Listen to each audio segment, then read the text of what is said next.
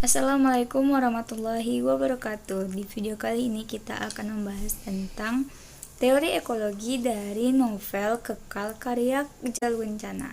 Jadi langsung aja yuk ke video pembahasannya. Jadi, teori yang kita bahas kali ini adalah teori ekologi dari novel Kekal karya Jalur Kencana. Nah, saya telah mengambil beberapa ekokritik di dalam novel tersebut. Yang pertama ada pencemaran. Nah, krisis lingkungan yang ditemukan dalam novel terdeskripsikan dari tokoh dan latar tempat, yaitu Bandung dan Sumatera. Haryanto mengatakan pencemaran lingkungan menyangkut keselamatan, kesehatan, serta kehidupan manusia dan makhluk hidup lainnya. Pencemaran lingkungan dapat disebabkan oleh kegiatan manusia dan kejadian alam. Dalam novel Kekal digambarkan seorang pegiat dalam tokoh Pepet dan Rizky sangat kecewa atas perilaku manusia yang melakukan pencemaran terhadap lingkungan alam, membuang sampah sembarangan, berbagai limbah dan polusi dibuang ke sungai dan ditiupkan ke udara, sehingga menggambarkan krisis lingkungan yang sangat jelas bahwa masyarakat masih belum menyadari dampak buruk yang akan terjadi akibat aktivitas mereka yang hanya mementingkan ekonomi dan gaya hidup. Hal ini terlihat pada kutipan yang saya tampilkan di PPT. Berdasarkan kutipan tersebut menjelaskan pencemaran yang terjadi di kawasan lingkungan alam dan sungai-sungai, kerusakan wilayah pegunungan dan sungai akan mengakibat berbagai dampak buruk yang akan terjadi sampah yang ditinggalkan di jalur pendakian dan mengganggu ekosistem gunung dan hutan. Begitupun limbah pabrik yang dibuang ke sungai dan udara. Limbah akan mencemari air dan akan membahayakan kesehatan masyarakat. Lingkungan sekitar sungai akan menjadi kumuh yang akan berpotensi bahaya bagi kesehatan dan akan menimbulkan berbagai penyakit seperti diare dan lain sebagainya. Lalu ada hutan belantara. Nah, hutan belantara itu kan di hutan itu berisi bermacam-macam jenis, umur dan ukuran pohon. Pada umumnya, banyak manusia mengira bahwa hutan hanya berfungsi sebagai sumber bahan makanan dan tempat tinggal kelompok binatang-binatang buas, sehingga banyak manusia dengan sengaja memperlakukan hutan dengan seenaknya. Seluruh data yang menunjukkan bentuk kerusakan alam yang terdapat dalam novel Kekal menunjukkan lebih banyak pada kerusakan hutan. Krisis lingkungan pada konsep hutan dihadirkan melalui peristiwa-peristiwa yang dialami tokoh di berbagai latar, tempat, dan waktu. Kerusakan hutan yang terjadi di berbagai wilayah sudah berlangsung cukup lama. Kegiatan manusia yang merusak hutan sudah marak dilakukan. Pengubahan cagar alam menjadi sebuah lahan pertambangan di Bandung. Kebakaran hutan yang disengaja di Pulau Sumatera. Perdagangan hutan telah menyebabkan penurunan jumlah hutan yang signifikan di Sumatera dan Kalimantan. Sehingga hal-hal tersebut mengartikan bahwa krisis lingkungan benar-benar terjadi dan akan mengakibatkan kerusakan lingkungan yang sangat parah dan tentunya akan berdampak buruk bagi kehidupan makhluk hidup, terutama manusia. Hal tersebut terlihat dalam kutipan yang saya tampilkan di PPT. Kutipan-kutipan tersebut menunjukkan bagaimana sekelompok manusia dengan sengaja membakar hutan demi kepentingan ekonomi saja. Dampak yang terjadi bisa sangat beragam, yaitu asap kebakaran hutan akan mengganggu aktivitas dan kesehatan bagi manusia. Berbagai penyakit akibat asap akan bermunculan. Kebakaran hutan juga dapat merusak flora dan membunuh fauna di dalamnya. Kebakaran hutan dapat membuat hutan menjadi gundul, sehingga tidak mampu lagi menampung cadangan air yang dapat menyebabkan bencana tanah longsor dan banjir. Lalu selanjutnya itu ada bencana. Nah, bencana ini dampak krisis lingkungan akan terwujud dari tindakan dan perilaku manusia terhadap alam. Bencana sebagai dampak yang akan terjadi jika kita terus merusak lingkungan alam. Novel Kekal menggambarkan hal tersebut melalui pemikiran tokoh alit yang mengkhawatirkan bencana-bencana yang akan terjadi jika membiarkan alam terus dirusak. Hal tersebut terlihat dalam kutipan ini. Nah, karena pepohonan dapat mencegah pencemaran udara sebagai pengaturan tata air, pencegahan banjir, pencegahan erosi, pemilihan kesuburan tanah, dan penghasil oksigen untuk kebutuhan manusia. Ditinjau dari ekokritik, penulis melalui karyanya dengan jelas menyuarakan fenomena bencana alam sebagai kurangnya kesadaran manusia tentang ekologis. Novel Kekal dengan jelas memberikan gambaran bencana dan bahaya yang terjadi jika manusia terus-menerus merusak lingkungan alam tanpa memperhitungkan kelangsungan kehidupan untuk generasi selanjutnya. Lalu, yang keempat ada perumahan atau tempat tinggal. Krisis lingkungan pada konsep tempat tinggal digambarkan di dalam novel.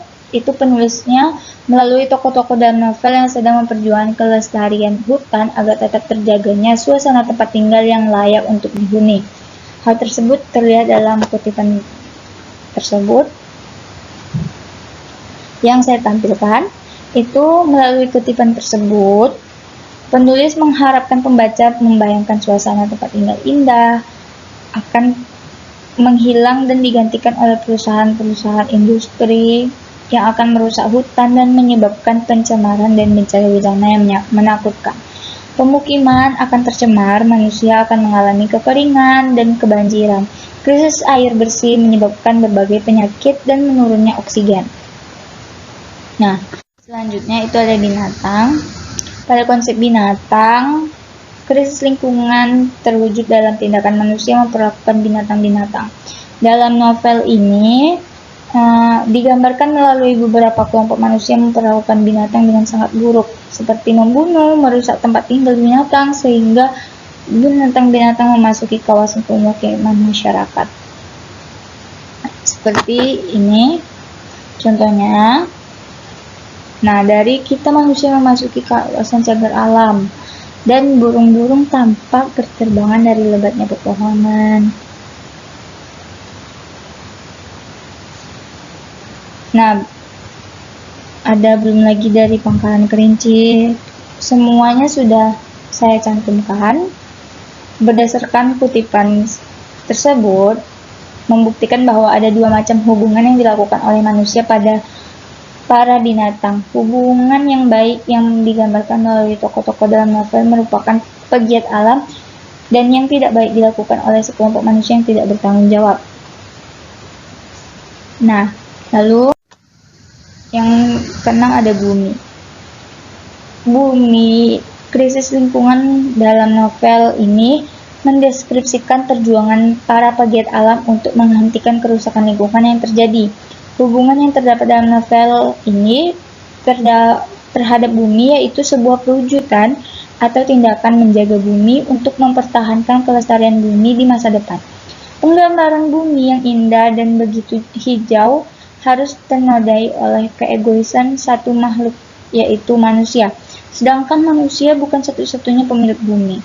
Hal ini terlihat dari dalam kutipan ini. Kutipan itu menjelaskan bagaimana seharusnya kita menjaga kelestarian dan kelangsungan kehidupan di bumi ini. Bukan hanya menyuarakan kelestarian saja tanpa bertindak untuk membantu menjaga bumi. Lalu ada dua kutipan lagi. Kutipan-kutipan itu dijelaskan bagaimana kita bisa membantu menyelamatkan manusia dari keserakahan dan menyelamatkan kelestarian lingkungan alam. Oleh karena itu, kutipan tersebut digambarkan dengan penuh kegigihan dan semangat untuk memulihkan alam dan membantu menanam pohon untuk menggantikan pohon-pohon yang sudah ditebang. Berdasarkan kutipan-kutipan itu, membuktikan bahwa kurangnya hubungan positif yang dilakukan oleh manusia terdapat dalam novel tersebut. Jadi berdasarkan saya analisis tadi tentang ekokritik yang berada di dalam novel Kekal ini, dapat disimpulkan bahwa terdapat 19 kutipan yang ditemukan sebagai bentuk krisis lingkungan. Adapun bentuk krisis lingkungan itu terwujud dalam konsep-konsep krisis lingkungan yang meliputi pencemaran, itu ada 2 kutipan. Lalu hutan belantara itu ada 7 kutipan. Lalu bencana itu 1 kutipan. Perumahan atau tempat tinggal itu 1 kutipan. Binatang tadi ada 5 kutipan. Dan bumi ada 3 kutipan. Konsep-konsep tersebut dihadirkan melalui berbagai peristiwa-peristiwa dan tokoh-tokoh, baik tokoh utama maupun tokoh tambahan. Berdasarkan keseluruhan analisis terhadap unsur kita tadi, khususnya mengenai nilai yang terkandung di dalam cerita, sehingga kita bisa mengamati dan menilai secara mendalam terhadap unsur-unsur yang sudah kita cari tadi. Lalu kita bisa berpikir kritis mengenai lingkungan sekitarnya, dan dari analisis kita tadi juga bisa menjadi salah satu upaya untuk menyuarakan pentingnya menjaga lingkungan melalui gerakan literasi, yaitu membaca buku ya, membaca novel, membaca artikel, dan lain-lain. Membiasakan kita untuk bisa membaca karya sastra dengan tema alam dan lingkungan. Nah, jadi novel Kekal itu sudah banyak memberikan pelajaran tentang lingkungan, dan kita harus merawat bumi kita agar tidak sampai rusak ya. Seperti sekarang ini sudah banyak sekali yang rusak dan kita harus memperbaikinya, karena bumi ini bukan punya manusia. Bumi ini harus kita jaga karena kita tinggal di dalamnya. Nah, sekian dari saya. Apabila ada kesalahan mohon dimaafkan. Assalamualaikum warahmatullahi wabarakatuh.